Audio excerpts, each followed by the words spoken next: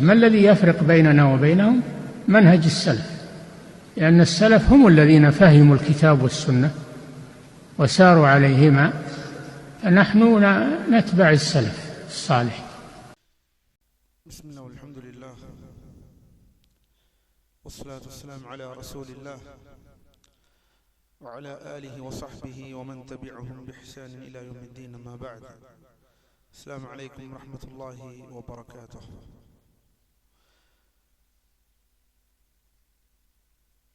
الحمد لله. الله نديار بارك الله فيكم. دروس المهمة لعامة الأمة. இப்னு pass ரஹ்மத்துல்லாஹி அலைஹி அவர்கள் எழுதின நூல் உம்மத்தின் பொது ஜனத்திற்கான முக்கியமான பாடங்கள். மேலும் ஷேகுனா அரஃபாத் பின் ஹசன் அல் முஹம்மதி ஹஃபிதஹுல்லாஹ் இத்ஹாஃபு தவில் ஹிம்ம பிஷர்ஹி துரூஸில் முஹிம்ம, உயர்ந்த இலக்குடையோருக்கான ஒரு உன்னத அன்பளிப்பு என்ற இந்த விளக்க உரை நூலின் 51வது அமர்வு, 51வது அமர்வில் இருக்கிறோம். 51 செஷன் 51 இன்ஷா அல்லாஹ். சென்ற வாரம் பாவங்களின் வகைமைகளை பார்க்க தொடங்கினோம். பாவங்களின் விஷயத்தில் கபாயிர் துனூப், அஸ்ஸபுல் மூபிகாத், அஸ்ஸபுல் மூபிகாத், மனிதனை அழிக்கக்கூடிய இந்த விஷயங்களை, பாவங்களை முதலில் இருந்து ஆரம்பம் செய்கிறார்கள் இப்னு பாஸ் ரஹிமஹுல்லாஹ். மனிதனை அழிக்கக்கூடிய அல்லாஹ்வின் தூதர் ஸல்லல்லாஹு அலைஹி வஸல்லம் சபுல் மூபிகாத் ஐ அல் முஹ்லிகாத், அழிக்கக்கூடிய பாவங்கள் 7 என்ற அந்த ஹதீஸை ஆரம்பமாக்கி இப்னு பாஸ் ரஹிமஹுல்லாஹ் அவர்கள் இந்த விஷயங்களை ஒவ்வொன்றாக கூறினார்கள். அதற்கு ஷேக் அரஃபாத் அவர்கள் ஒவ்வொன்றாக விளக்கம் கொடுத்து வருகிறார்கள். சென்ற வாரம் முதல் 2 விஷயத்தை பார்த்தோம். என்னவென்றால் அஷ்ஷிர்கு பில்லாஹ், அல்லாஹ்விற்கு இணை வைப்பதை விளக்கமாக பார்த்தோம். இரண்டாவது அஸ்ஸினா, விபச்சாரத்தை பார்த்தோம். அதையும் விளக்கமாக சென்ற வாரம் பார்த்தோம். மூன்றாவது இன்று அல்லாஹ்வின் அடியார்களே வகத்லுன் நஃப்ஸ், அல்லாஹ் தடுத்திருக்கின்ற ஒரு உயிரை தகுந்த காரணமின்றி, அதாவது சட்ட ரீதியாக மார்க்க ரீதியாக இல்லாமல் உரிமையின்றி ஒரு உயிரை கொலை செய்தல். ஒரு உயிரை கொலை செய்தல் சாதாரணமாக நினைத்து விடாதீர்கள். சர்வசாதாரணமாக இணை வைப்பிற்கு பிறகு சர்வசாதாரணமாக நடக்கக்கூடிய தவறுகளில், நடக்கக்கூடிய பாவங்களில் இன்று இந்த பாவம் வந்துவிட்டது. சின்ன சின்ன விஷயத்திற்கெல்லாம் உயிரை மாய்த்துக் கொள்கிறார்கள். கண்ணால், நம் காதால் கேட்க முடியவில்லை. நாம் ஏற்கனவே இந்த விஷயத்தை கூறினோம். கையில கிடைப்பதையும் இன்ஸ்டாகிராம் ரீல்ஸுக்காகவும், பேஸ்புக்கிலும் இன்ஸ்டாகிராமிலும் ரீல்ஸுக்காகவும் உயிரை மாய்த்து, அடுத்தவரின் உயிரை, அப்பாவிகளின் உயிரை மாய்த்து அதை படம் பிடித்து போடக்கூடிய அளவிற்கு நம் சமூகம் இன்று வந்துவிட்டது. அல்லாஹ் நம்மை பாதுகாப்பானாக. அல்லாஹ்வின் அடியார்களே, மார்க்கம் என்ன சொல்கிறது? ஒரு உயிரை அநியாயமாக கொல்வதை அல்லாஹ்வின் தூதர் ஸல்லல்லாஹு அலைஹி வஸல்லம் அவர்கள் அழிக்கக்கூடிய பாவங்கள் சபுல் மூபிகாத் என்ற அந்த அடிப்படையில் மூன்றாவதாக விளக்குகிறார்கள். அதே நாமும் பார்ப்போம். ஷேக் அரஃபாத் அவர்கள் சொல்கிறார்கள், ரத்தம் சிந்துபவனும், அல்லாஹ்வின் அடியார்களே பாரக்கல்லாஹு ஃபீக்கும், ரத்தம் சிந்துவதும் அல்லாஹ்வினால் தடுக்கப்பட்ட ஒரு உயிரை கொலை செய்வதும் அழிவை ஏற்படுத்தும் பெரும் பாவங்களில் ஒன்றாகும் மூபிகாத். மேலும் அல்லாஹ் சுப்ஹானஹு வ தஆலா தன் திருமறையிலே கூறுகிறான், அல்லாஹ் சுப்ஹானஹு வ தஆலா தன் திருமறையிலே கூறுகிறான், அல்லாஹ்வின் அடியார்களே, ومن يقتل مؤمنا متعمدا فجزاؤه جهنم خالدا فيها وغضب الله عليه ولعنه وأعد له عذابا عظيما. அல்லாஹ் தன் திருமறையிலே கூறுகிறான், எவரேனும் ஒரு முஃமினை வேண்டுமென்றே கொலை செய்தால், இறை நம்பிக்கையாளரை வேண்டுமென்றே கொலை செய்தால் அவருக்குரிய தண்டனை நரகமாகும். அதில் அவர் என்றென்றும் தங்கி இருப்பார். அல்லாஹ் அவர் மீது கோபம் கொள்கிறான், அவரை சபிக்கிறான். மேலும் அவருக்கு கடுமையான வேதனைகளை தயார் செய்து வைத்திருக்கிறான்.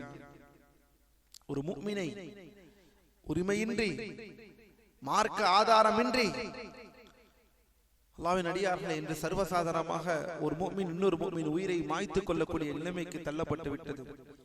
சமூகத்துடைய வளர்ப்பும் சமூகத்தில் நடக்கக்கூடிய விஷயங்களையும் பார்க்கும் பொழுது முஸ்லிமுக்கு முஸ்லிமே இன்று கொலை செய்பவர்களாக ஆகிவிட்டதை கண்ணால் பார்க்க முடிகிறது. அல்லாஹ் நம்மை பாதுகாப்பானாக. அல்லாஹ் என்ன சொல்கிறான் என்பதை பாருங்கள். மேலும் பாதுகாக்கப்பட்ட ஒரு உயிரை, ஒரு அப்பாவி உயிரை கொலை செய்வது என்பது இணை வைப்பிற்கு அடுத்தபடியாக உள்ள மிகப்பெரிய பாவமாக அல்லாஹ் கூறுகிறான். இணை வைப்பிற்கு பிறகு பாவங்களிலேயே பெரிய பாவம் ஆதமு ذنب هو الشرك بالله.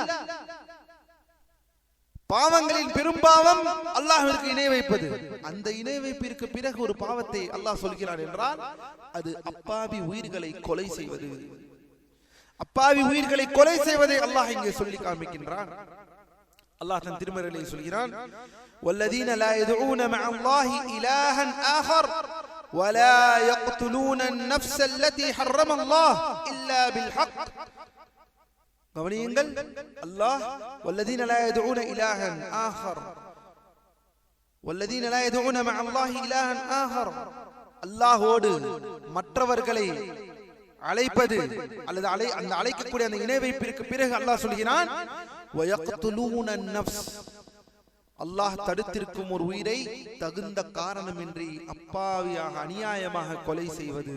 அந்த கொலை செய்யாமல் அவர்கள் இருக்க வேண்டும். அப்படி என்றால் இதை இரண்டாவது பாவமாக அல்லாஹ் ரப்புல் ஆலமீன் இணை வைப்பிற்கு பிறகு சொல்கிறான். ஏனெனில் ஒன்று படைத்தவனின் உரிமை,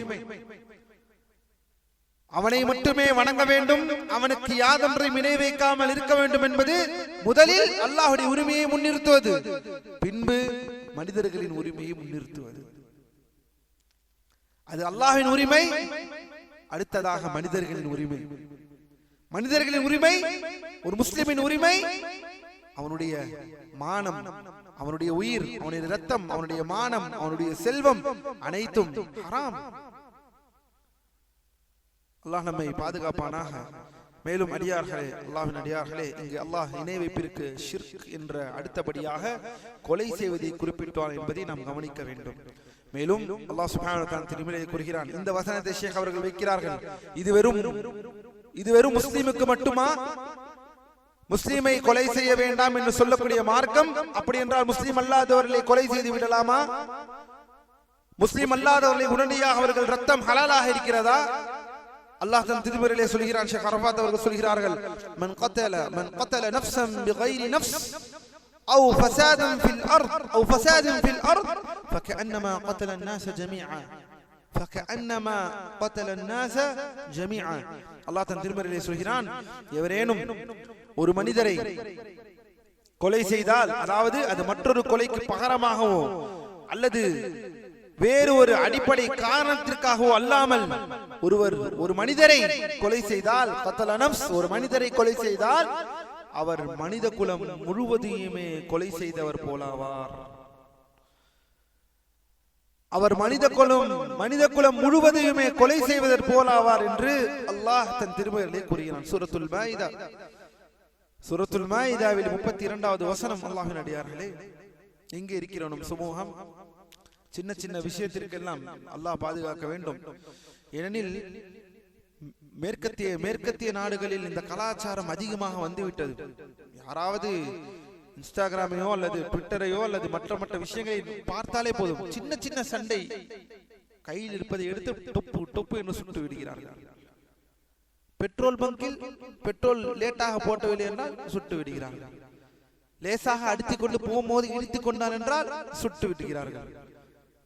இந்த துப்பாக்கி கலாச்சாரம், அல்லாஹ் நம்மை பாதுகாக்க வேண்டும். எந்த சமூகத்தில் இந்த துப்பாக்கி கலாச்சாரம் உள்ளே நுழைகிறதோ, அல்லாஹ்வின் அடியார்களே, அறிந்து கொள்ளுங்கள். எந்த ஒரு நாட்டிற்கு முன்னால் ஒரு துப்பாக்கி கலாச்சாரம் உள்ளே கொல்லப்படுவதை அனுதினமும் நாம் பார்க்க நேரிடும். பிரச்சனை, சின்ன சின்ன பிரச்சனைகளுக்கெல்லாம் அந்த கோபத்தின் விளைபாடுக்கு உடனடியாக அந்த கோபத்தை தீர்க்க வேண்டும் என்ற அந்த நிலைக்கு வரும் பொழுது உடனடியாக உயிரை மாய்த்து விட வேண்டக்கூடிய இந்த ஆயுதங்களை பயன்படுத்துவது. அல்லாஹ் நம்மை பாதுகாக்க வேண்டும். இந்த துப்பாக்கி கலாச்சாரம் நம்முடைய சமூகத்திற்குள் ஊடுருவி வந்துவிட்டது என்றால், நம்முடைய மக்களுக்கு மத்தியில் இது ஊடுருவி வந்துவிட்டது என்றால் அல்லாஹ் நம்மை பாதுகாக்க வேண்டும். மாபெரும் இன்று மேற்கத்திய நாடுகளில் இந்த துப்பாக்கியை சர்வசாதாரணமாக பழங்கள் காய்கறிகளை போல வாங்கும் கடைகளை வைத்ததினாலோ, மிக முக்கியமான காரணமாக பொதுமக்களிடம் இந்த ஆயுதங்கள் கையில் வந்ததினாலே பல அப்பாவி உயிர்கள் கொல்லப்படுவதை நாம் கண்கூடாக பார்க்கிறோம். அங்கு இருக்கக்கூடிய அஹ்லுஸ் சுன்னா அழைப்பாளர்கள் அனுதினமும் இதை பற்றி பேசிக் கொண்டிருக்கிறார்கள். இந்த கன் கல்ச்சர், இந்த துப்பாக்கி கலாச்சாரம் விஷயங்களில் அல்லாஹ் நம்மை பாதுகாக்க வேண்டும். அல்லாஹ்வின் அடியார்களே, துப்பாக்கியை கொடுக்காமலேயே பெரும் பெரும் பட்டாக்கத்திகளை வைத்து இன்று அப்பாவிகளை கொல்ல துணிந்து விட்டார்கள். இன்னும் இப்படிப்பட்ட துப்பாக்கிகள் வந்துவிட்டால் என்ன ஆகும் இந்த சமூகம் என்பதை நம்மால் யோசித்து பார்க்க முடியவில்லை. லா இலாஹ இல்லல்லாஹ்.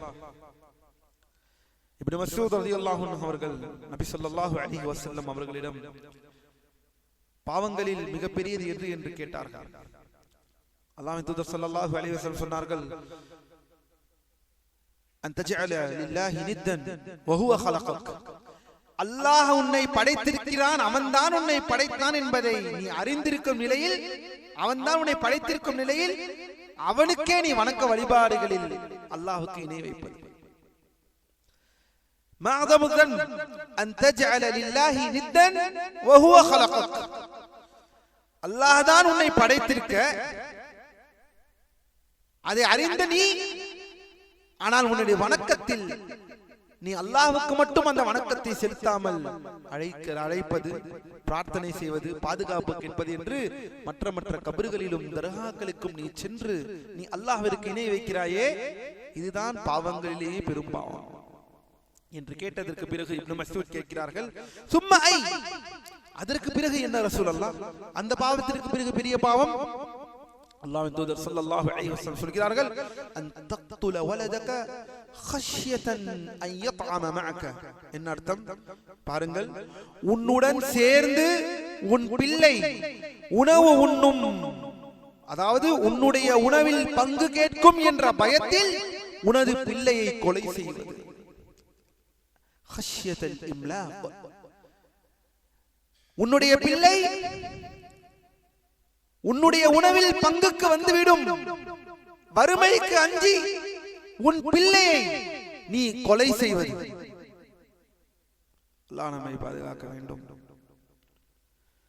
வறுமைக்கு அஞ்சி உன்னுடைய பிள்ளை உன்னுடைய சொத்திலும் நீ சாப்பிடக்கூடிய உணவிலும் பங்கு வந்துவிடும் என்ற பயத்தில் உன் பிள்ளைகளை கொலை செய்வது இணை வைப்பிற்கு அடுத்ததாக அந்த கொலை செய்வதை மிகப்பெரிய பாவமாக அல்லாஹ்வின் தூதர் ஸல்லல்லாஹு அலைஹி வஸல்லம் இந்த உம்மத்திற்கு அறிவிக்கிறார்கள். ஷேக் அரஃபாத் அவர்கள் கூறுகிறார்கள், அதாவது இந்த இது அறியாமை கால ஜாஹிலியாவின் மக்களின் வழக்கமாக இருந்தது. வறுமைக்காக பயந்து பிள்ளைகளை கொலை செய்வது, வறுமைக்காக பயந்து என்னுடைய உணவில் பங்கு வந்து விடுவான், என்னுடைய உணவிற்கு பங்கு வந்துவிடும் இந்த குழந்தைகள் என்று பயந்து அவர்கள் ஜாஹிலியாவுடைய காலத்தில் ரசூல் ஸல்லல்லாஹு அலைஹி வஸல்லம் நபியாக பிரகடனப்படுத்துவதற்கு முன்னால் இருந்த ஒரு வழக்கமாக இருந்தது மக்களுக்கு மத்தியில். அவர்கள் இம்லாக், அதாவது வறுமை என ஏற்படும் என்ற அச்சத்தினால் தங்கள் குழந்தைகளை கொலை செய்து வந்தனர். எனவே அல்லாஹ் அவர்களை தடுத்து இவ்வாறு கூறுகிறான்.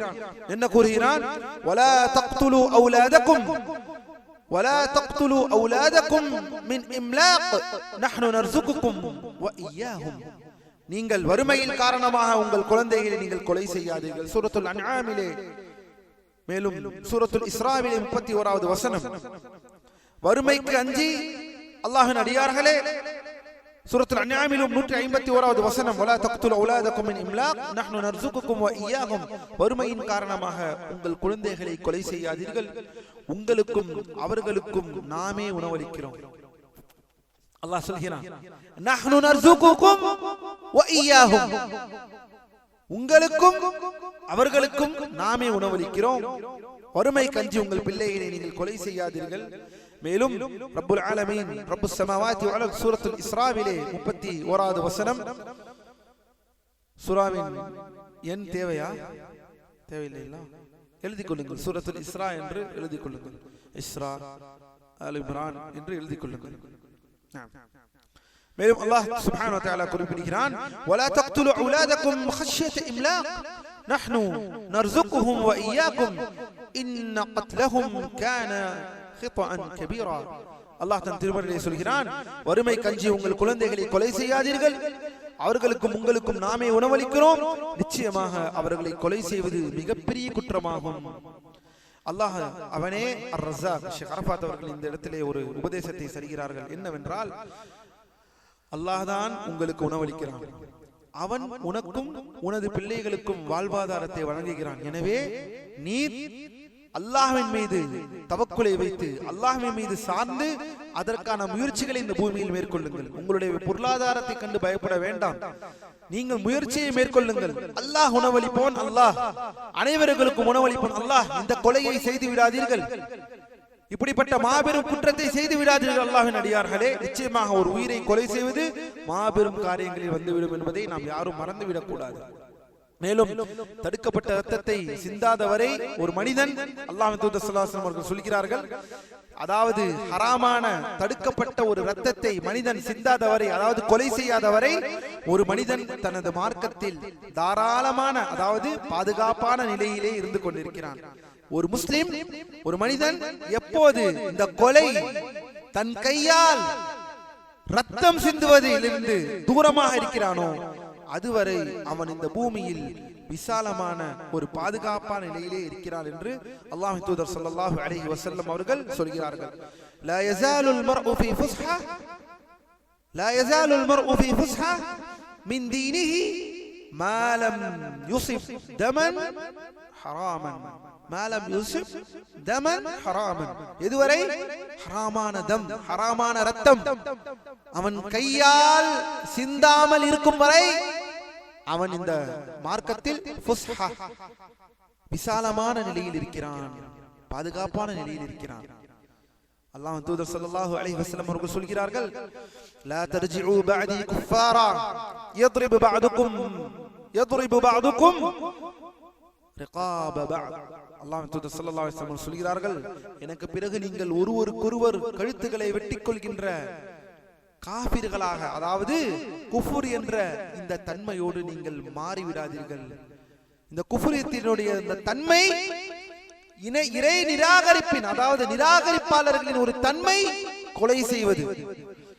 அந்த கொலையை செய்து நீங்கள் அந்த நிராகரிப்பாளர்களின் தன்மையோடு இருந்து விடாதீர்கள், காபிர்களாக அந்த நிலையில் ஆகிவிடாதீர்கள் என்று அல்லாஹ்வின் தூதர் ஸல்லல்லாஹு அலைஹி வஸல்லம் சொல்கிறார். எனக்கு பிறகு நீங்கள் ஒருவருக்கொருவர் கொலை செய்து கொள்ளாதீர்கள்.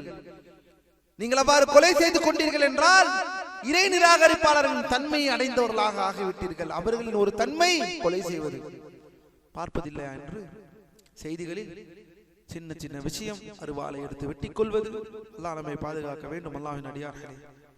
மேலும் பாருங்கள், தகுந்த காரணமின்றி அநியாயமாக ஒருவருக்கொருவர் கழுத்துக்களை வெட்டிக் கொள்கின்றவர்களை நபி ஸல்லல்லாஹு அலைஹி வஸல்லம் அவர்கள் காஃபிர்கள் என்று பெயரிட்டுள்ளார்கள்.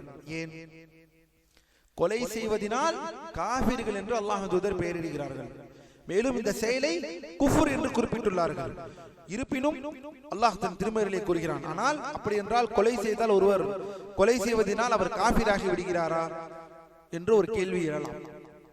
கொலை செய்வதனால், ஏனெனில் இந்த ஹதீஸில் அல்லாஹ் சுப்ஹானஹு வ தஆலா தெளிவாக, இந்த ஹதீஸ் அல்லாஹ்வின் தூதர் ஸல்லல்லாஹு அலைஹி வஸல்லம் தெளிவாக இங்கே என்ன குறிப்பிடுகிறார்கள், நீங்கள் எனக்கு பிறகு நீங்கள் ஒருவருக்கொருவர் கொலை செய்து வெட்டி கொண்டு காஃபிர்களாகி விடாதீர்கள். அப்படி என்றால் நான் காஃபிராகி விடுவேனா ஒருவர் கொலை செய்து விட்டால் என்றால் கிடையாது. ஏனெனில் இந்த வசனத்தில் ஷேக் அவர்கள் அல்லாஹ்வுடைய இந்த வசனத்தை பற்றி விவரிக்கிறார்கள். சூரத்துல் ஹுஜராத்திலே 109வது வசனம், அதாவது 9வது வசனம் மற்றும் 10வது வசனம், 9 மற்றும் 10வது வசனத்தில் அல்லாஹ் என்ன சொல்கிறான் என்பதை பாருங்கள். வ இன் தாயிஃபதானி மினல் முஃமினீன் இக்ததலு ஃபஅஸ்லிஹு பைனஹுமா. பாருங்கள், அல்லாஹ் சொல்கிறான், இறை நம்பிக்கையாளர்களில் முஃமின்களில் இரு பிரிவினர் தங்களுக்குள் போரிட்டுக் கொண்டால், சண்டையிட்டுக் கொண்டால் அவ்விருவருக்கும் இடையில் சமாதானம் செய்து விடுங்கள். என்று அல்லாஹ் சொல்கிறான். சமாதானம் செய்யுங்கள் என்று சொல்கிறான். ஃபஸ்லிஹு பைனஹுமா. பாருங்கள், இங்கு மாறி மாறி போரிட்டுக் கொள்கிறார்கள் இரு முஸ்லிம்களுக்கு மத்தியில். ஆயினும் அல்லாஹ் அவர்களை என்னவென்று சொல்கிறான்? முஃமின்கள் என்று சொல்கிறான். وَإِنْ طَائِفَتَانِ مِنَ الْمُؤْمِنِينَ اقْتَتَلُوا فَأَصْلِحُوا بَيْنَهُمَا سَمَّاهُمُ اللَّهُ الْمُؤْمِنِينَ. சண்டையிடுகிறார்கள், ஆனாலும் அவர்களை அல்லாஹ் முஃமின்கள் என்றுதான் சொல்கிறான். ஆனால் அது பெரும்பாவம், மாற்று கருத்தில்லை. அவர்கள் அந்த செய்யக்கூடிய பண்பு ஒரு குஃப்ரியத்தின் பண்பு, அதிலும் மாற்று கருத்தில்லை. ஆனால் அவர்கள் காபிராகி விடுவார்களா என்றால் காபிராக மாட்டார்கள். இதை இந்த வசனம் தெளிவாக நமக்கு விளக்குகிறது. ஏனெனில் அல்லாஹ் இரு கூட்டத்தார்கள் முஃமின்களில் இருந்து சண்டை போட்டுக் கொள்கிறார்கள். சண்டை என்று வந்துவிட்டால் கொலை நிச்சயமாக நடக்கும், உயிர் சேதம் ஏற்படும். ஆயினும் முஃமின் என்று அல்லாஹ் அவர்களை கூப்பிடுகிறான். மேலும் அதே வசனத்தில் இறுதியாக பாரக்கல்லாஹு ஃபீக்கும், அந்த வசனத்தில் 10வது வசனத்தில் அல்லாஹ் என்ன சொல்கிறான்? இன்னமல் முஃமினூன இக்வா. இன்னமல் முஃமினூன இக்வா. நிச்சயமாக முஃமின்கள் சகோதரர்கள். நிச்சயமாக முஃமின்கள் சகோதரர்கள். அதனால் அல்லாஹ்வின் அடியார்களே, கொலை செய்வது மாபெரும் பாவம், அதில் மாற்று கருத்தில்லை. ஆனால் கொலை செய்வதனால் ஒருவர் காபிராகி விடுவாரா என்றால் காபிராக மாட்டார்கள். ஆனால் எதை மார்க்கம் குஃப்ர் இல்லை என்று சொல்றோம், அந்த குஃப்ருக்காக பயப்படுகிறோம். ஆனால் எதை மார்க்கம் தெளிவாக இது குஃப்ர், இது நிராகரிப்பு, இது இணை வைப்பு, இதை ஒருவர் மார்க்கத்திலிருந்து வெளியேற்றிவிடும் என்று சொல்வதை கவலைப்பட மாட்டேங்கிறோம். எதை பற்றி பேசுகிறேன்? எதை பற்றி பேசுகிறேன்? இது செய்தால் இது நான் காபிராகிடுவேனா? போன வகுப்பில் சொன்னேன், ஜினா, விபச்சாரம் பெரும்பாவம். தௌபா கேட்காமல் சென்றால் அல்லாஹ் நாடினால் நரக வேதனைக்கு உட்படுத்தப்படுவார். அல்லாஹ் நாடினால் நரக வேதனைக்கு உட்படுத்தப்படுவார். காபிராகி விட்டாரா? இல்லை. ஆனால் விபச்சாரம் ஒருவர் செய்தால் நான் காபிரா என்று பயப்படுவார். கொலை செய்து விட்டால் நான் காபிரா என்று பயப்படுவார். ஆனால் மார்க்கம் தெளிவாக இதை செய்தால் ஒரு காபிராகி விடுகிறார். என்ன? அல்லாஹ்விற்கு இணை வைத்தால், அல்லாஹ்விற்கு இணை வைத்தால் தெளிவாக இது குஃப்ர் என்று மார்க்கம் தெளிவாக விளக்குகிறது. ஆனால் அதை கண்டு நாம் பயப்படுவதில்லை. படைத்தவன் அல்லாஹ் என்று ஏற்றுக்கொண்ட நாம் வணக்க வழிபாட்டை அல்லாஹ்வுக்கும் கொடுத்து மற்றவர்களுக்கும் கொடுக்கிறோம். இதுதான் இணை வைப்பு, இதுதான் குஃப்ர் என்று மார்க்கம் தெளிவாக சொல்கிறது. ஆனால் அதை பற்றி நமக்கு சிந்தனை இல்லை. உண்மையிலேயே நாம் பயப்படுகிறோமா? இந்த குஃப்ர் நம்மை பிடித்துவிடும் என்பது பயப்பட வேண்டும் என்றால் அல்லாஹ்வின் அடியார்களே, இணை வைப்பிற்கு முதலில் பயப்படுங்கள். எனில் அதைத்தான் அல்லாஹ், அதே நிலையில் ஒருவரை தௌபா செய்யாமல் ஒருவர் மரணித்தால் அவர்களைத்தான் அல்லாஹ் மன்னிக்க போவதில்லை. இன்னல்லாஹ லா யக்ஃபிரு அன் யுஷ்ரக பிஹி வ யக்ஃபிரு மா தூன ذلك லிமன் யஷா. மேலும் பாருங்கள் அல்லாஹ்வின் அடியார்கள், இதன் மூலம் அத்தகையவர்கள் தங்களுக்குள் போரிட்டுக் கொண்டாலும் முழுமையான ஈமானை விட்டு வெளியேறிவிடவில்லை. அந்த இரு கூட்டம் சண்டை போட்டுக் கொண்டாலும் சூரத்துல் ஹுஜராத்தில் நமக்கு பெறக்கூடிய படிப்பினை, முழுமையாக அவர்கள் மார்க்கத்தை விட்டு ஈமானை விட்டு வெளியேறவில்லை என்பதையும், ஆனால் அவர்களிடம் இருப்பது குஃப்ர் எனப்படும் இறை நிராகரிப்பின் ஒரு பண்பு என்பதையும் அல்லாஹ் தெளிவுபடுத்துகிறான். மேலும் நபி ஸல்லல்லாஹு அலைஹி வஸல்லம் அவர்கள் கூறுகிறார்கள், அல்லாஹ்வின் அடியார்களே, பாரக்கல்லாஹு ஃபீக்கும், லைஸ மின் அப்தின் யல்கல்லாஹ் லா யுஷ்ரிக் பிஹி ஷைஆ. அல்லாஹ் மறுமை நாளில் மனிதர்களிடையில், மேலும் அல்லாஹ்வின் அடியார்களே, பாரக்கல்லாஹு ஃபீக்கும், இந்த விஷயத்தை கவனியுங்கள்.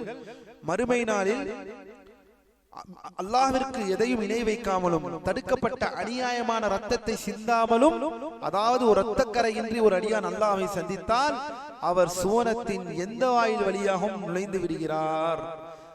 அவர் சுவனத்தின் எந்த வாயில் வழியாக நுழைய விரும்புகிறாரோ அவர் அதன் வழியில் நுழைந்து விடுவார்கள். அல்லாஹ் தூதர் ஸல்லல்லாஹு அலைஹி வஸல்லம் சொல்லக்கூடிய ஹதீஸ், இந்த ஹதீஸை சஹீஹ் என்று தரப்படுத்துகிறார்கள். இப்னு அபி ஷைபாவிலே பதிவு செய்யப்பட்ட ஹதீஸ். அல்லாஹ் தூதர் ஸல்லல்லாஹு அலைஹி வஸல்லம் அவர்கள் சொல்கிறார்கள், லைஸ மின் அப்தின் யல்கல்லாஹ் லா யுஷ்ரிகு பிஹி ஷைஆ லம் யதனذ பிதமின் ஹராம் இல்லா தഖல மின் ஐயி அப்வாபில் ஜன்னதி ஷா. அல்லாஹ்விற்கு இணை வைக்காமலும் தடுக்கப்பட்ட அநியாயமான ரத்தத்தை சிந்தாமலும் ஒரு அடியான் அல்லாஹ்வை சந்தித்தால் சொர்க்க வாயிலில் இருந்து அவர் விரும்பக்கூடிய எந்த வாயிலாவது அவர் சொர்க்கத்திற்குள் நுழைந்து விடலாம். மார்க்கம் எந்த அளவிற்கு பிற உயிர்களினுடைய கண்ணியத்தை பார்க்கிறது என்பதை நாம் பார்க்க வேண்டும். அதாவது பிற உயிர்களை கொலை செய்யக்கூடாது என்பதை மார்க்கம் எந்த விஷயத்தில் நம்முடைய இஸ்லாம் நம் மார்க்கம், இந்த மார்க்கத்திலா இந்த பயங்கரவாதம் இருக்கிறது?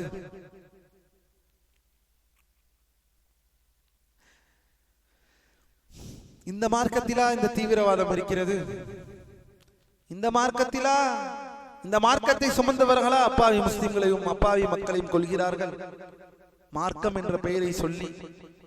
இந்த மார்க்கத்தில் தானா இந்த ஹவாரிஜிகள் இருக்கிறார்கள்? லா இலாஹ இல்லல்லாஹ்.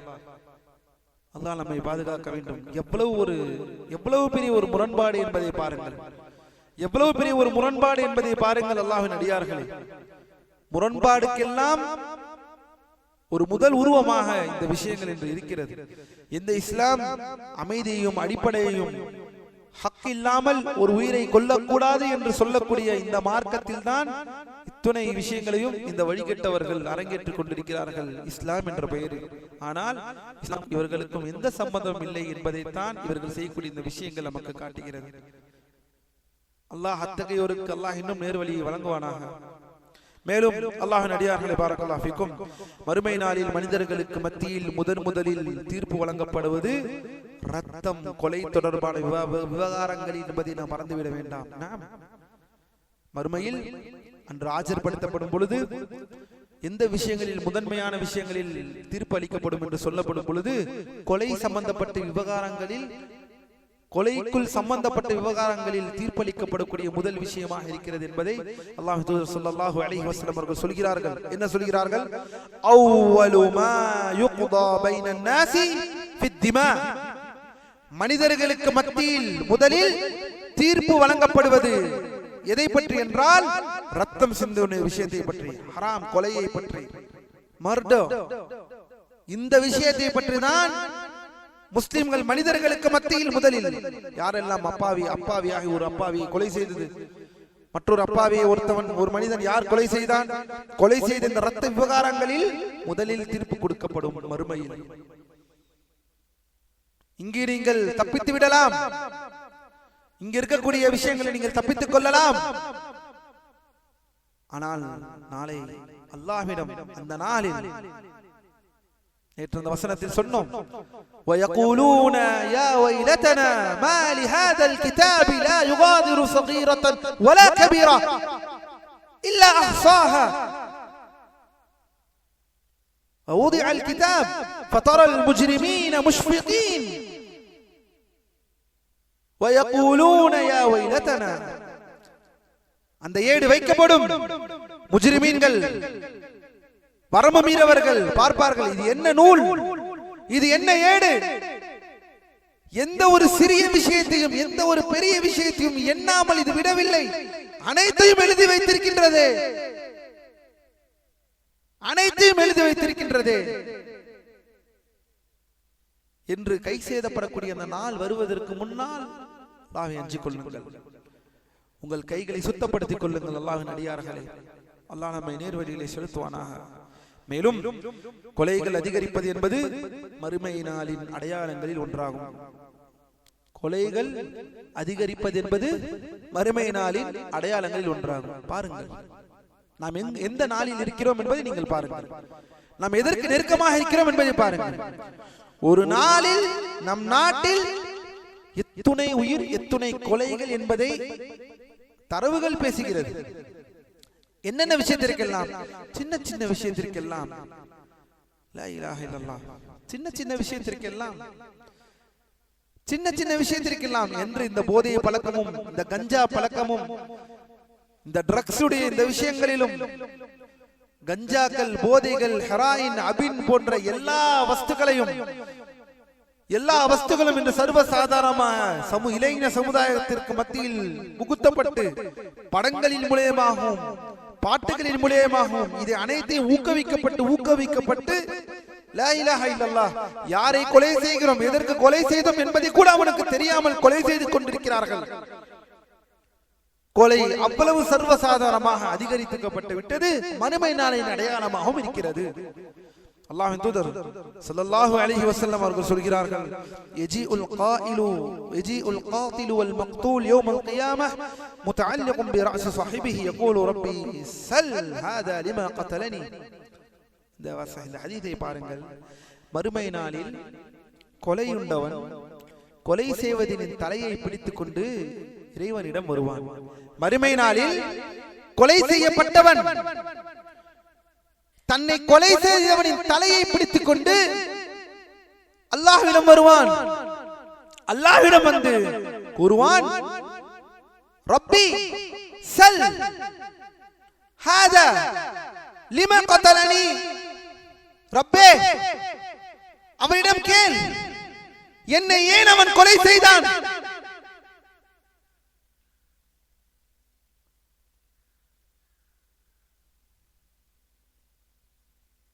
கொலையுண்டவன் கொலை செய்தவனின் தலையை பிடித்து அல்லாஹ்விடம் கொண்டு நின்று, ரப்பே கேள், என்னை ஏன் இவன் கொலை செய்தான் என்று கேள். அல்லாஹ்வை அஞ்சிக் கொள்ளுங்கள். அல்லாஹ்வின் அடியார்களே, இந்த சமூகம் அஞ்சிக் கொள்ள வேண்டும். இந்த சமூகம் அடுத்தவர்களின் உயிரையும் அடுத்தவர்களின் செல்வங்களையும் அடுத்தவர்களின் மாண்பையும் மதிக்க கற்றுக்கொள்ள வேண்டும். அல்லாஹ் நம்மை பாதுகாப்பானாக. அந்த சிறிய சிறிய குரோதங்களும் சிறிய சிறிய விஷயங்களும் தான் அது கொலையில் போய் முடிகிறது. மார்க்கம் என்ன சொல்கிறது என்பதிலே திரும்புங்கள். அப்படி இல்லை என்றால் இந்த நிலை வந்துவிடும். அல்லாஹ் நம்மை பாதுகாப்பானாக. லா இலாஹ இல்லல்லாஹ். பூமியில் அநியாயமாக எந்த ஒரு உயிர் கொல்லப்பட்டாலும் அந்த இரத்த பாவத்தில் ஒரு பங்கு யாருக்கு இருக்கிறது? யாருக்கு இருக்கிறது? ஆதமின் முதல் மகனான காபிலுக்கு இருக்கிறது. ஏனெனில் முதலில் கொலையை தொடங்கி வைத்தவர்கள் என்று சஹீஹைனில் புகாரி மற்றும் முஸ்லிமின் நூலில் தெளிவாக வந்துள்ளது. அல்லாஹ்வின் தூதர் ஸல்லல்லாஹு அலைஹி வஸல்லம் அவர்கள் அறிவித்தது, இந்த பூமியில் கொலை எங்கு நடந்தாலும், ஏனெனில் நமக்கெல்லாம் தெரியும் மார்க்கத்தில் ஒரு அடிப்படை ஒன்று இருக்கிறது. யார் ஒருவர் ஒரு நல்ல செயலை மக்களுக்கு மத்தியில் அறிமுகப்படுத்துகிறாரோ அந்த நற்செயலை செய்வதனால் அந்த நன்மை அவருக்கு, அதை அறிமுகப்படுத்தினதால் அவர் சொல்லி அந்த செயலை மக்கள் செய்ய செய்ய அவருக்கு அந்த நன்மை. அதே போலத்தான் யார் ஒரு தீமையான செயலை மக்களுக்கு மத்தியில் அதை பேசி அதை அறிமுகப்படுத்தி அதை செய்ய செய்ய அந்த தீமை அறிமுகப்படுத்தினவருக்கு வந்து கொண்டே இருக்கும். இதன் அடிப்படையில் எங்கு கொலை நடந்தாலும் அந்த கொலைக்கு முதல் காரணமாக இருந்த காபில் அவர்களுக்கு இந்த பாவம் வந்து சேரும் என்பதை சஹீஹைன் புகாரி முஸ்லிமிலே பதிவு செய்யப்பட்ட ஹதீஸ்கள் நமக்கு இதை தான் சொல்கிறது. அல்லாஹ் நம்மை பாதுகாப்பானாக. மேலும் அதே போலத்தான் ஒரு முஆஹிதை கொலை செய்வது. ஒரு முஆஹத் யார்? ஒரு முஆஹத் யார்? அதாவது ஒப்பந்தம் செய்யப்பட்டவர். ஒரு ஒப்பந்தம் செய்யப்பட்டவரை கொலை செய்கிறார்களோ அவர் காபிராக இருக்கலாம். ஒப்பந்தத்தில் இருப்பவர் ஒரு நாளும் அல்லாஹ்வின் தூதர் ஸல்லல்லாஹு அலைஹி வஸல்லம் ஒப்பந்தத்தை மீறினதில்லை. ஒரு நாளும் ஒப்பந்தத்தை மீறினதில்லை அல்லாஹ்வின் தூதர் ஸல்லல்லாஹு அலைஹி வஸல்லம். இதையெல்லாம் தெளிவாக நாம் பார்த்தோம். யார் ஒரு ஒப்பந்தம் செய்யப்பட்டவரை கொலை செய்கிறாரோ அவர் சுவனத்தின் வாடையை கூட நுகர முடியாது. மேலும் அந்த சுவனத்தின் வாடை 40 ஆண்டு கால தொலைவில் வீசிக்கொண்டிருக்கும். அல்லாஹ் நம்மை பாதுகாப்பானாக. மன் கதல முஆஹதன் லம் யரிஹ் ராயிஹத்தல் ஜன்னah. ஒப்பந்தம் செய்யப்பட்டவரை கொலை செய்தவர் சொர்க்கத்தின் அந்த வாசனையை கூட அவரால் நுகர முடியாது. வ இன்ன ரீஹஹா அந்த சொர்க்கத்தின் வாசனை எங்க இருக்கிறது என்றால் தூஜது மின் மசீரதி 40 ஆமன். தூஜது மின் மசீரா அந்த டியூரேஷன் 40 ஆண்டு கால தொலைவில் இருக்கிறது. 40 ஆண்டு காலம் என்றால் சிந்தித்து பாருங்கள். 40 ஆண்டு காலம் தூரமாக இருக்கிறது என்றால் சிந்தித்து பாருங்கள். அல்லாஹ் நம்மை நேர்வழியிலே செலுத்துவானாக. நாம் அல்லாஹ்வின் அடியார்களே, இதோடு மூன்றாவது இந்த அழிக்கக்கூடிய பாவம் என்று சொல்லப்படக்கூடிய ஹராமாக முறையிலே கொலை செய்வதை பற்றி மார்க்கம் சொன்னதை நாம் தெளிவாக ஷேக் அரஃபாத் அவர்கள் விளக்கினதை பார்த்தோம். அடுத்ததாக அக்லு ரிபா, வட்டி. சபுல் முபிகாத், ஏழு அழிக்கக்கூடிய ஒரு மனிதனை அழிக்கக்கூடிய பாவங்களில் வட்டியாக வருகிறது. இன்ட்ரெஸ்ட், ரிபா.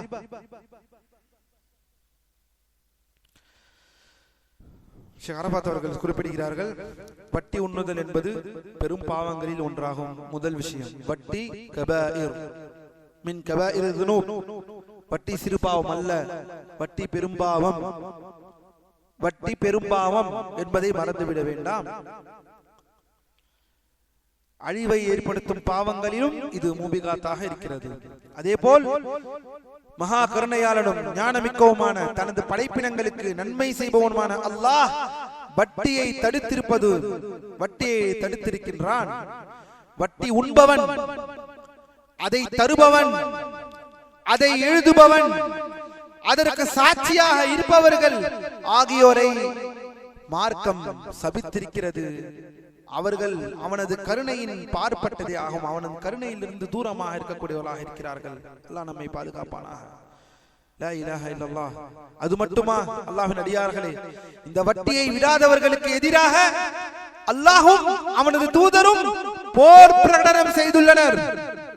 இந்த வட்டியை விடாதவர்களுக்கு எதிராக அல்லாஹ்வும் அவனது தூதரும் போர் பிரகடனம் செய்துள்ளனர் என்பதை மறந்துவிட வேண்டாம். போருக்கு அல்லாஹ் இங்கே பிரகடனப்படுத்துகிறான். ஃபஅதனூ பிஹர்பின் மினல்லாஹ். வட்டியை விடாதவர்களை அல்லாஹ்வும் அல்லாஹ்வின் தூதரும் போர் பிரகடனம் செய்கிறார்கள் என்பதை மறந்துவிடாதீர்கள். அல்லாஹ்வின் அடியார்கள், அல்லாஹ்வுடைய லஅனத், அல்லாஹ் சபிக்கிறான். வட்டியை உண்பவர், வட்டியை தருபவர், வட்டியை எழுதுபவர், அதற்கு சாட்சியாக இருப்பவர், ஹராமான சம்பாத்தியம் என்பதை மறந்து விடாதீர்கள்.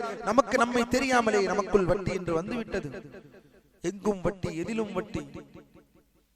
இது வட்டி என்பதை கூட அறியாமலாவா இந்த பூமி வாழ்க்கை அவ்வளவு பிஸியாக இருக்கிறோம்?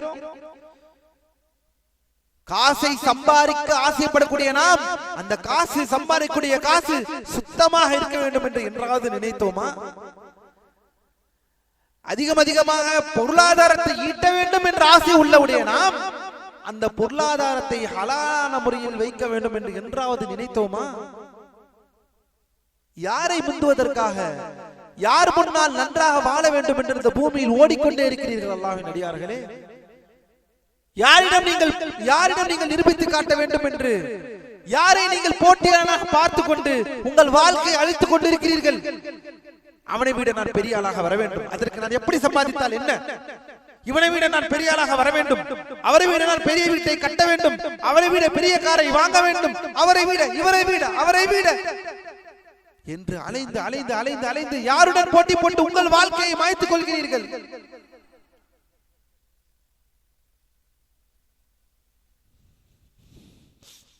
மேலும் இது போன்றது ஒரு கடுமையான எச்சரிக்கை வட்டி தவிர வேறு எந்த பெரும் பாவத்திற்கும் வரவில்லை. ஷேக் அரஃபாத் சொல்கிறார்கள், அல்லாஹ் போர் பிரகடனம் செய்வது, அல்லாஹ்வும் தூதரும் போர் பிரகடனம் செய்வது என்ற இந்த எச்சரிக்கை வட்டியை தாண்டி வேறு எந்த பாவத்திற்கும் இப்படிப்பட்ட ஒரு எச்சரிக்கை வரவில்லை.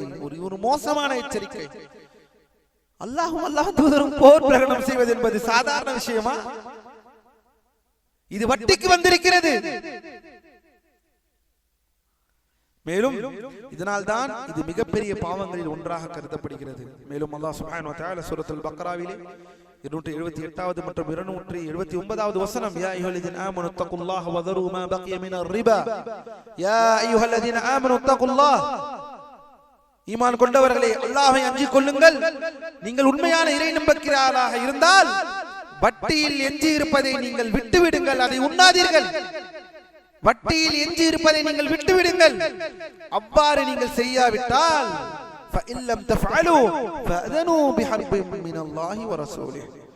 நீங்கள் அவ்வாறு அந்த வட்டியை விடாவிட்டால் அல்லாஹ்விடம் இருந்தும் அவனது தூதரிடம் இருந்தும் போருக்கான அறிவிப்பை தயாராக எடுத்துக் கொள்ளுங்கள்.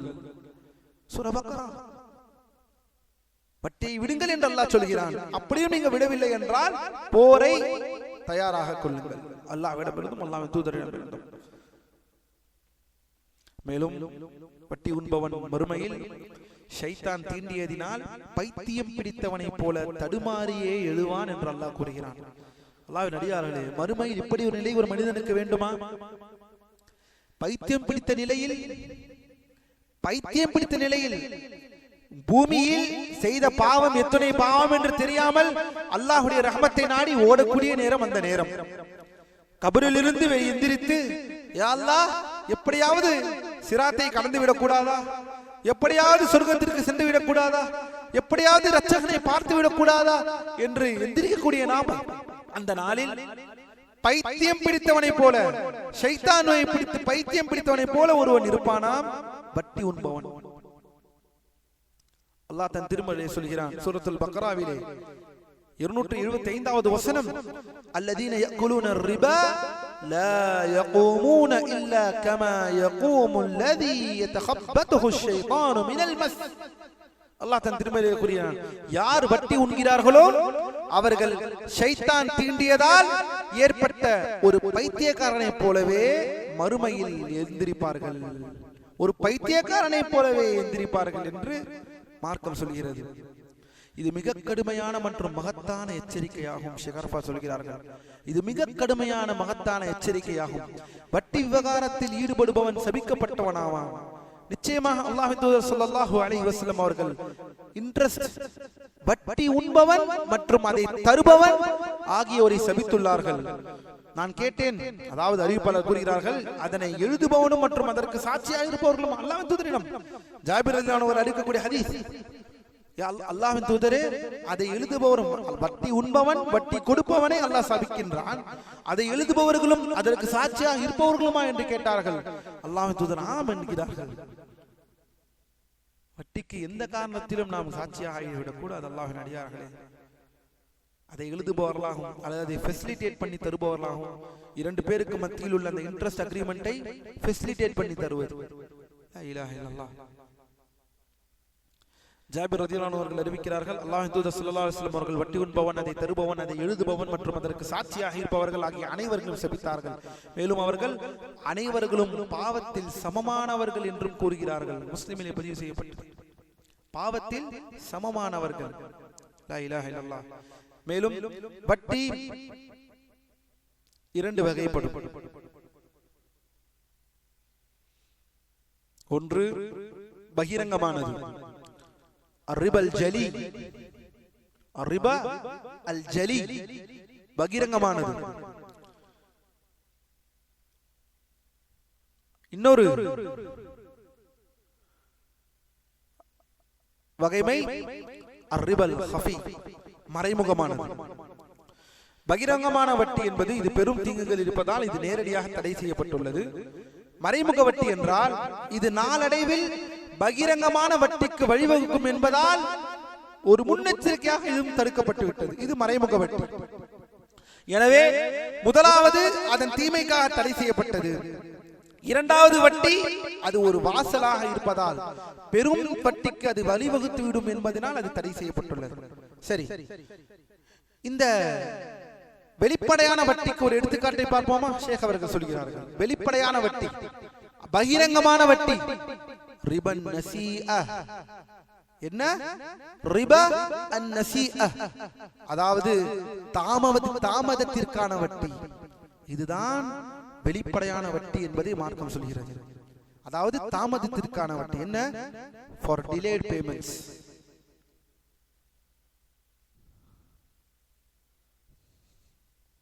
Understand?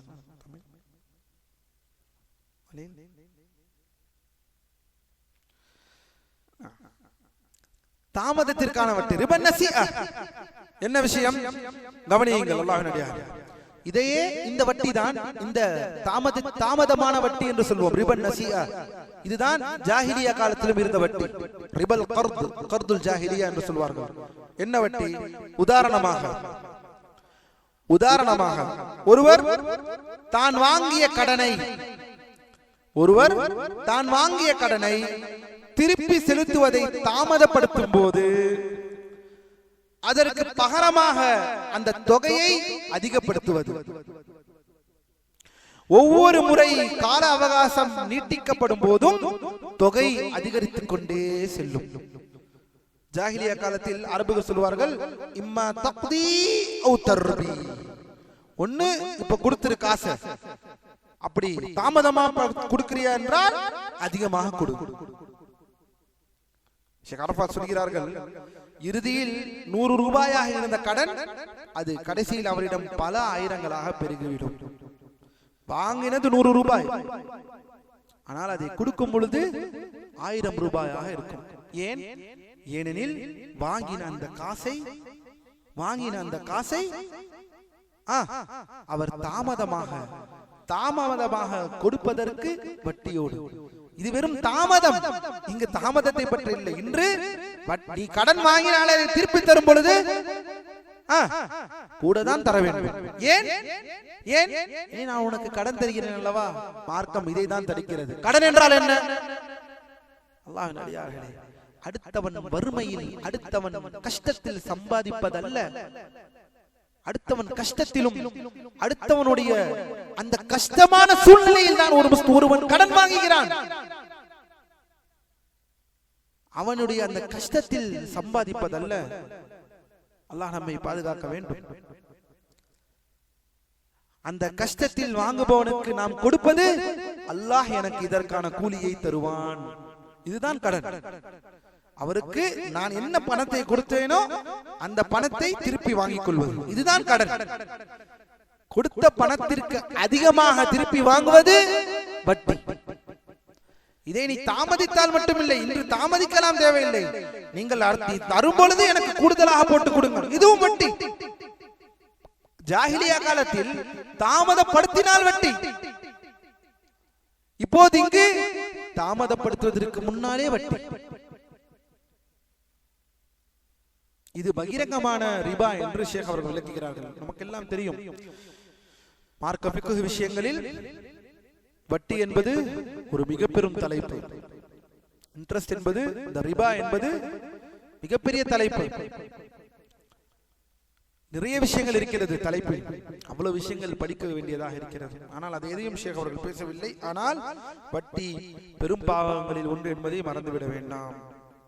அடுத்ததாக மனிதனை அழிக்கக்கூடிய அந்த சப மூபிகாத்தில் சென்று கொண்டிருக்கிறோம். இதுவரை எத்தனை பார்த்திருக்கிறோம்? அல்லாஹ்வின் தூதர் ஸல்லல்லாஹு அலைஹி வஸல்லம் சொன்ன அந்த 7 அழிக்கக்கூடிய பாவங்கள். முதலில் ஷிர்க், இணை வைப்பு. இரண்டாவது ஜினா, விபச்சாரம். மூன்றாவது சிஹர், சூனியம். இரண்டாவது சிஹர், சூனியம். மூன்றாவது கத்லுன் நஃப்ஸ், கொலை செய்வது. நான்காவது வட்டி. ஐந்தாவதற்குள் செல்வோம், அனாதையின் சொத்தை உண்ணுதல். அனாதையின் சொத்தை உண்ணுதல், வக்லுர் ரிபா. வக்லுர் ரிபாக்கு அடுத்ததாக வருகிறது, அல்லாஹ்வின் அடியார்களே பாரக்கல்லாஹு ஃபீக்கும், வக்லு மாலல் யதீம். அக்லு மாலல் யதீம், விந்தோனாகி அல்லாஹ் தடுத்துக்கின்ற அழிவை ஏற்படுத்தக்கூடிய பெரும் பாவங்களில் ஒன்று அனாதையின் சொத்தை உண்ணுதல். ஏனெனில் அல்லாஹ்வின் அடியார்களே, இது ஒரு அமானிதம். அமானிதத்தை மீறுபவர் அனைவர்களும் இந்த விஷயத்தில் கவனமாக இருந்து கொள்ள வேண்டும். அனாதைகளின் சொத்தை ஒருவர் பராமரிக்கிறார் என்றால் அவர் எவ்வளவு பெரிய ஒரு ஒழுக்க சீலராக இருக்க வேண்டும் என்பதை மார்க்கம் சொல்கிறது தெரியுமா? அனாதைகளின் சொத்தை உண்ணுதல் ஹராம். அது மனிதனை அழிக்கக்கூடிய 7 பாவங்களில் ஒன்றாக சபுல் மூபிகாத்திலே வருகிறது. ஏனெனில் அந்த பொறுப்பு, அந்த அமானத் அங்கு உடைக்கப்படுகிறது. அந்த நம்பிக்கை, அந்த ட்ரஸ்ட். அக்லு மாலல் யதீம், ஒரு ஆர்ஃபனுடைய அந்த சொத்து அநியாயமாக உண்ணப்படுகிறது. இருந்தோனாகி அல்லாஹ் தடுத்துக்கின்ற அழிவை ஏற்படுத்தும் பாவங்களில் ஒன்று. மேலும் அல்லாஹ் தன் திருமறையிலே கூறுகிறான், அல்லாஹ்வின் அடியார்களே, இன்னல்லதீன யக்குலூன அம்வாலல் யதாமா, இன்னல்லதீன யக்குலூன அம்வாலல் யதாமா ظுல்மன் இன்னமா யக்குலூன ஃபீ புதூனிஹிம் நாரா சயஸ்லூன சஈரா வயஸ்லௌன சஈரா.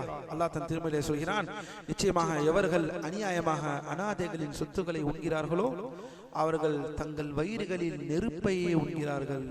வயஸ்லௌன சஈரா, மேலும் அவர்கள் மறுமையில் கொழுந்துவிட்டு எரியும் நரக நெருப்பில் புகுவார்கள். நிச்சயமாக எவர்கள் அநியாயமாக அனாதைகளின் சொத்துக்களை உண்கிறார்களோ, இன்னல்லதீன யஅகுலூன அம்வாலல் யதாமா ظுல்மன், அநியாயமாக உண்கிறார்களோ, இன்னமா யஅகுலூன ஃபீ புதூனிஹிம் நாரன், அவர்கள் வயிறுகளில் நெருப்பை உண்கிறார்கள் என்று அல்லாஹ் சொல்கிறான். சூரத்துன் நிசா 10வது வசனம். அனாதை சொத்தை உண்பவர்களுக்கு நரக நெருப்பை அல்லாஹ் எச்சரிக்கையாக கூறியிருப்பதிலிருந்து இது ஒரு மாபெரும் பாவம், இது ஒரு பெரும் பாவம் என்பதை மார்க்கம் சொல்கிறது. மேலும் அனாதை சொத்தை அபகரிப்பும் நோக்கில் நெருங்குவதை குறித்து அல்லாஹ் இவ்வாறு எச்சரிக்கிறான். நோக்கே அனாதைகளின் சொத்தை நெருங்க கூட கூடாது என்பதை மார்க்கம் சொல்கிறது. அல்லாஹ் தன் திருமறை சொல்கிறான். சூரத்துல் அன்ஆமிலே 152வது வசனம்.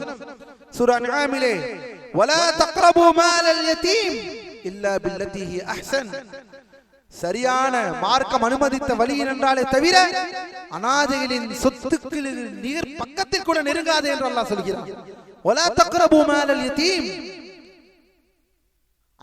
அந்த சொத்திற்கு கூட நெருங்க கூடாது. இதிலிருந்து மார்க்கம் உலமாக்கள் சொல்கிறார்கள், உனக்கு உடையது அல்லாத மற்ற எந்த பொருளையும் நெருங்கி விடாது. உனக்கு இல்லை என்ற விஷயத்தில் அநியாயமாக அதை அபகரிக்க வேண்டும் என்று நினைக்காது. உனக்கு எதை அல்லாஹ் ஆக்கவில்லையோ அதை நீ அநியாயமாக நீ நெருங்கி விடாதே என்று இந்த வசனத்திலிருந்து உலமாக்கள் சொல்கிறார்கள். மேலும் அல்லாஹ்வின் அடியார்கள் நபி ஸல்லல்லாஹு அலைஹி வஸல்லம் அவர்களை சொல்கிறார்கள், அபூ தர்ரே, அதாவது ஒரு அனாதையின் சொத்துக்கு பொறுப்பாளராக நீங்கள் இருக்க வேண்டாம். ஏன்? ஏனெனில் அதாவது சொத்தை நிர்வகிப்பதில் சிரமம் அல்லது பலவீனம் இருந்தால் அந்த பொறுப்பை ஏற்கக்கூடாது என்பதை இது உணர்த்துகிறது. அல்லாஹ்வின் தூதர் சில சஹாபாக்களுக்கு, நீங்கள் இந்த அனாதைகளின் சொத்தை கண்காணிக்கக்கூடிய இந்த பொறுப்பில் நீங்கள் இருக்க வேண்டாம், ஏனெனில் நீங்கள் பலவீனமானவர்கள். பலவீனமானவர்கள் சொத்தை எடுப்பார் என்ற கணக்கு.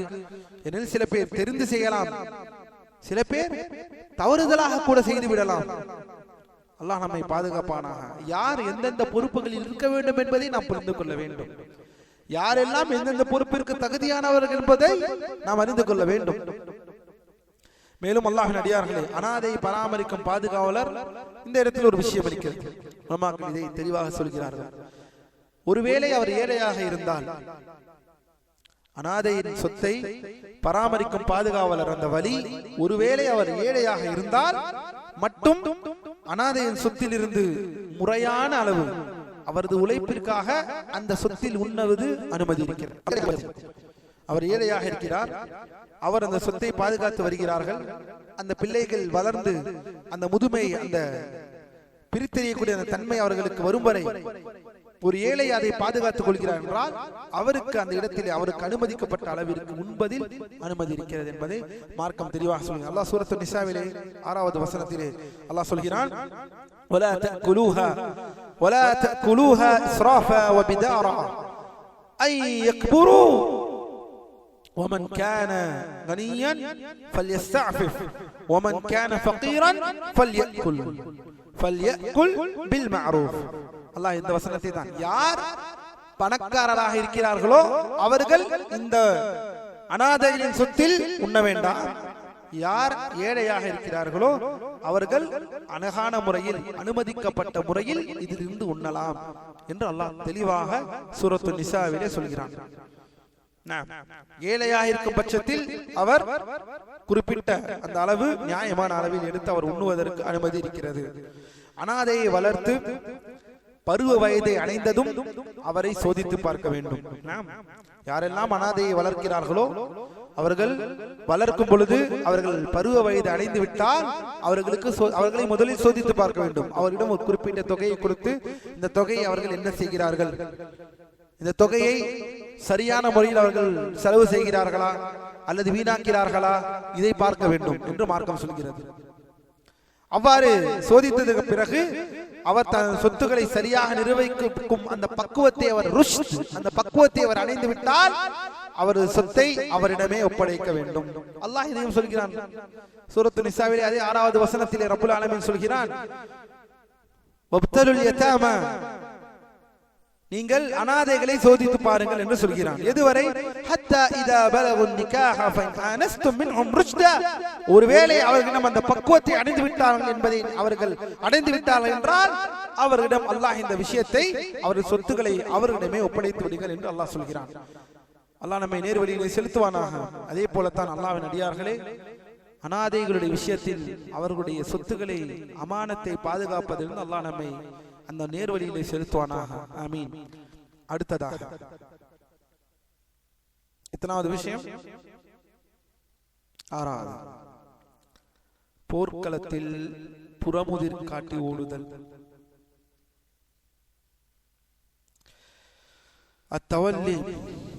அத்தவல்லி யௌம ஸஹ்ஃபி, போர்க்களத்தில் புறமுதிர் காட்டி ஓடுதல்.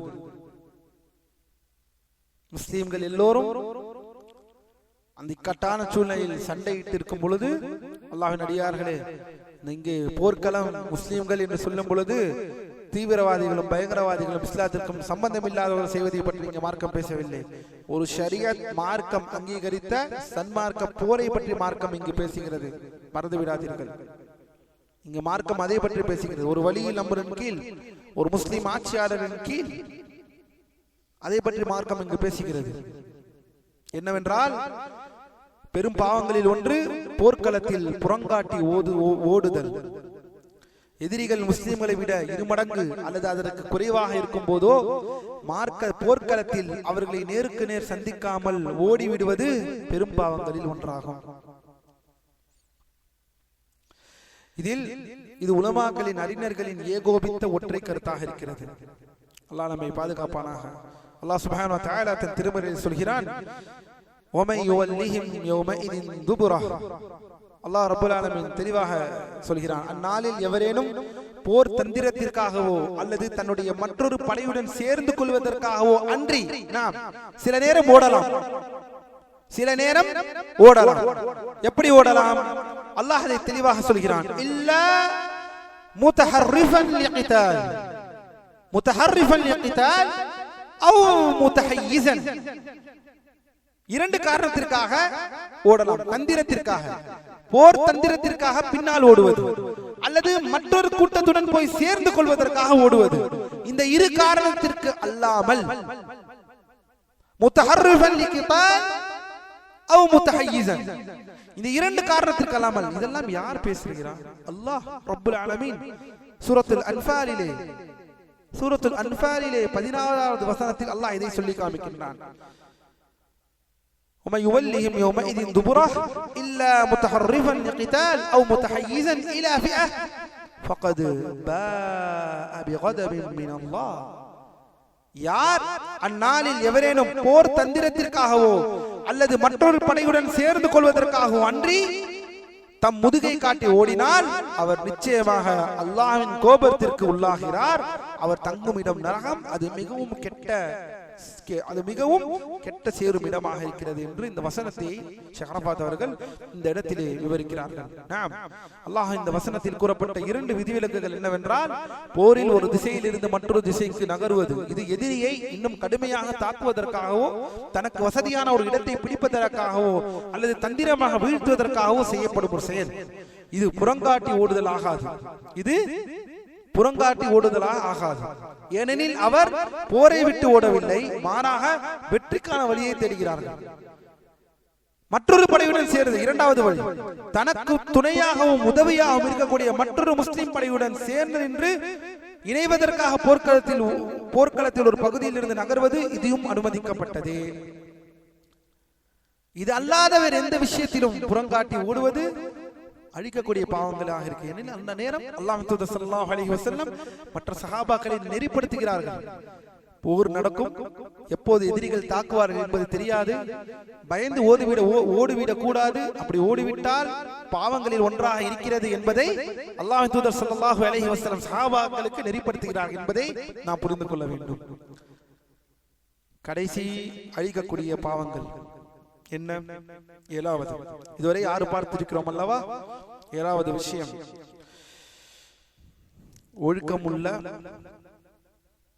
பாவம் அறியாத ஒழுக்கமான அப்பாவி இறை நம்பிக்கையான பெண்களின் மீது விபச்சாரப்பழி சுமத்துவது. அல்லாஹ் நம்மை பாதுகாப்பானாக. ஒழுக்கமான அப்பாவி முஸ்லிம் பெண்களின் மீது விபச்சாரப்பழி சுமத்துவது, அவதூறு சுமத்துவது, அபாண்டத்தை சுமத்துவது, விபச்சார அபாண்டத்தை சுமத்துவது மனிதனை அழிக்கக்கூடிய 7 பாவங்களில் ஒன்றாக அல்லாஹ்வின் தூதர் ஸல்லல்லாஹு அலைஹி வஸல்லம் அவர்கள் இந்த இடத்திலே விவரிக்கிறார்கள். அல்லாஹ் நம்மை பாதுகாப்பானாக. இது ஆண்களுக்கும் தகும் என்பதை மறந்துவிட வேண்டாம். இது அப்பாவி ஆண்களின் மீதும் இந்த விபச்சார பழியை சுமத்துவது வரும் என்பதை உலமாக்கள் விவரிக்கிறார்கள். அல்லாஹ் நம்மை நேர்வழியில் செலுத்துவானாக. அல்லாஹ் ரப்பல் ஆலமீன் தன் திருமறையில் சொல்கிறான். அல்லாஹ் சுப்ஹானஹு வ தஆலா அதற்கு முன்னால் ஷேக் அரஃபாத் சொல்கிறார்கள், ஒருவர் விபச்சாரம், ஜினா அல்லது அல்லாஹ் நம்மை பாதுகாப்பானாக, விபச்சாரம் அல்லது ஓரினை சேர்க்கை செய்யத்தகாத குற்றம் சுமத்துவதாகும். அதாவது செய்யாமல் இருக்க இந்த விபச்சார குற்றத்தை சுமத்துவது. அல்லாஹ் சுப்ஹானஹு வ தஆலா தன் திருமறையில் சொல்கிறான், இன்னல்லதீன யர்மூனல் முஹ்ஸனாத்தில் காஃபிலாத்தில் முஃமினாத் லுஇனு ஃபித் துன்யா வல் ஆখিরাহ வலஹும் அஸாபுன் அதீம். அல்லாஹ் சூரத்துன் நூரிலே 23வது வசனம், நிச்சயமாக எவர்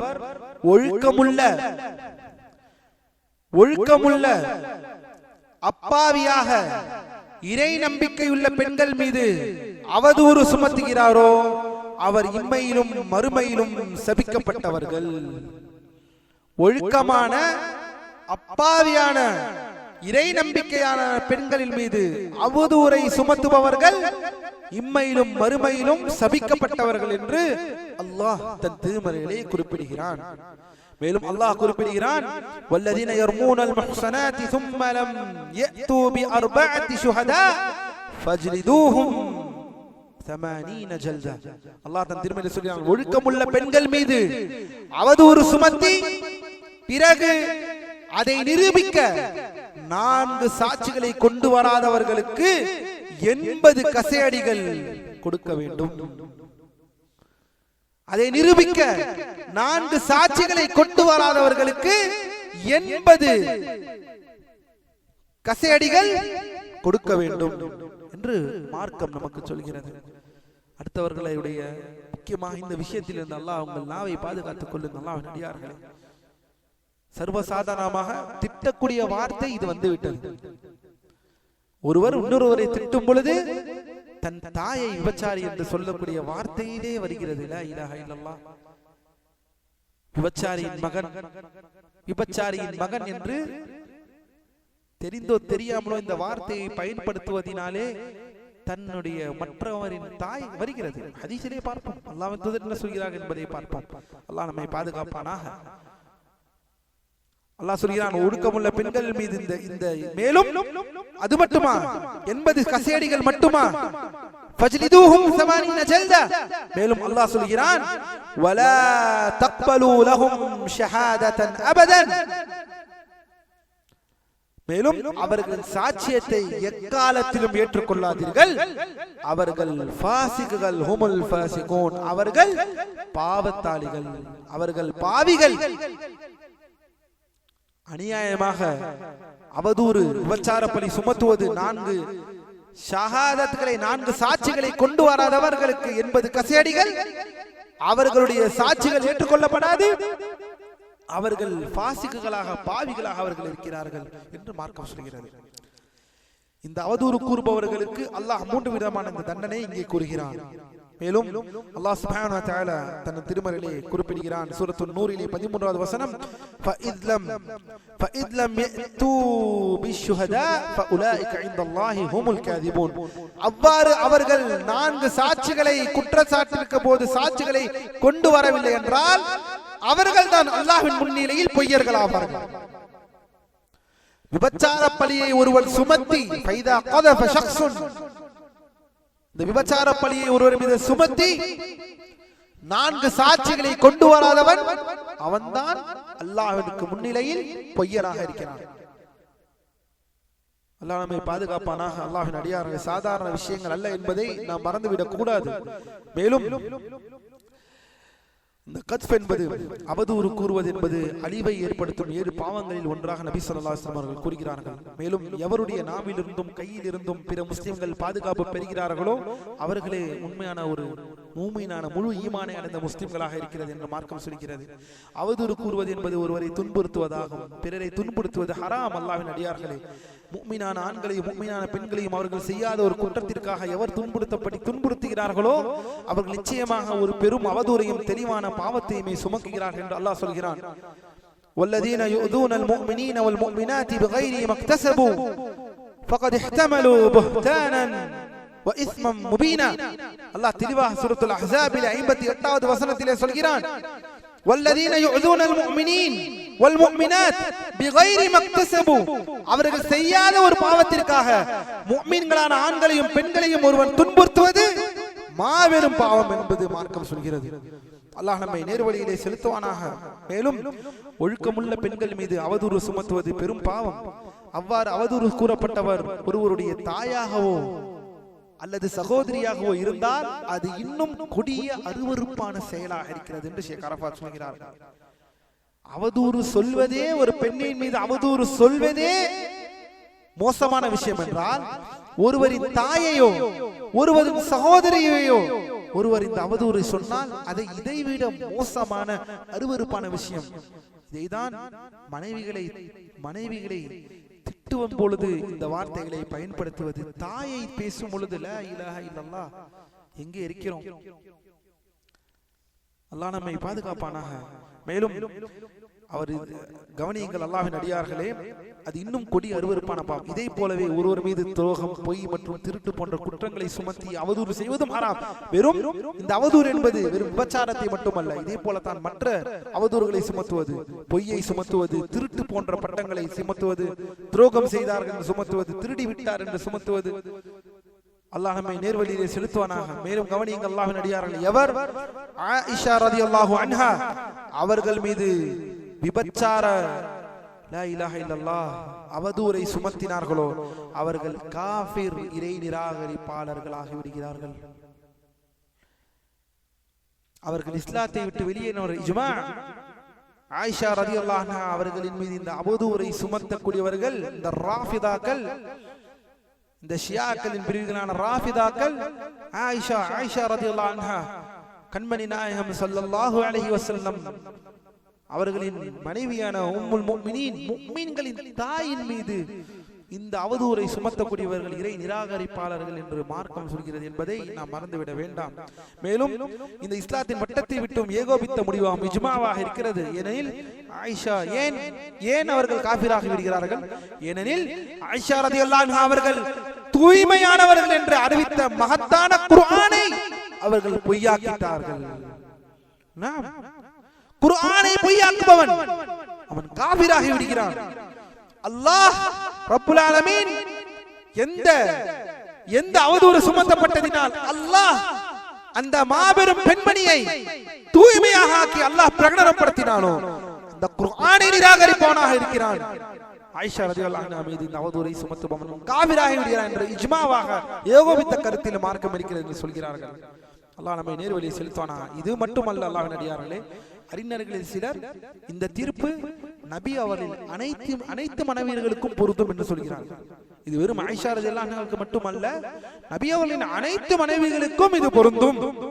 இதே போலவே எவரேனும் சஹாபாக்களை, கடைசியாக முடிக்கிறார்கள் ஷேக் அவர்கள், இதே போல எவரேனும் சஹாபாக்களை ஏசினாலும், நபித்தோர்களை ஏசினாலும், நபி ஸல்லல்லாஹு அலைஹி வஸல்லம் மரணத்திற்கு பிறகு சஹாபாக்கள் அனைவர்களும் அல்லது அவர்களில் பெரும்பாலானவர்கள் மார்க்கத்தை விட்டு வெளியேறி முர்த்ததாகி விட்டார்கள் என்று கருதினாலும் அவரும் காஃபிராக கருதப்படுகிறார்கள்.